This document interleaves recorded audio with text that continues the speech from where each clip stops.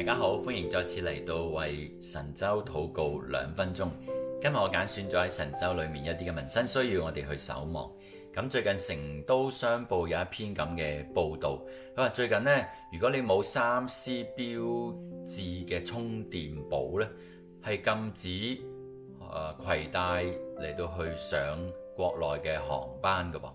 咁記者咧就發現呢，原來部分嘅商家趁機咧銷售咩呢 3C 嘅貼紙，為嗰啲唔合格嘅充電寶咧辦一個假身份證，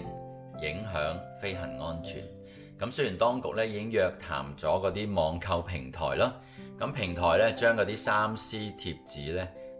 都全數下架㗎啦，但係仍然咧係有商戶咧打住呢個訂製貼紙旗號，偷偷嘅嚟到去售賣。咁一啲網路嘅平台出於利益嘅考慮啦，會有意無意咧就放鬆嗰個審核嘅標準，甚至咧對違法違規嘅行為咧唔舉亦都唔夠喎。消費者購買呢啲 3C 貼紙貼喺唔合格嘅商品上邊登上飛機，而一旦引發事故咧就要賠償損失，仲要咧承擔刑事責任嘅。我哋一齊低頭禱告。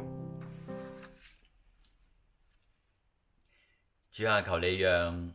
神州裏邊嘅市民意識到呢啲假冒嘅貼紙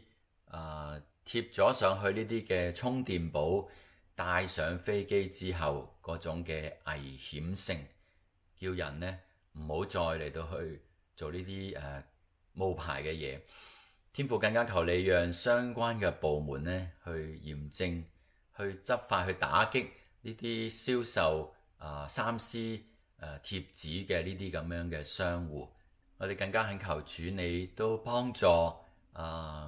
國內機場呢啲嘅安檢人員能夠咧提高嗰啲嘅辨別嘅意識，可以分辨到咧嗰啲真假嘅合乎規定嘅嗰啲充電寶咧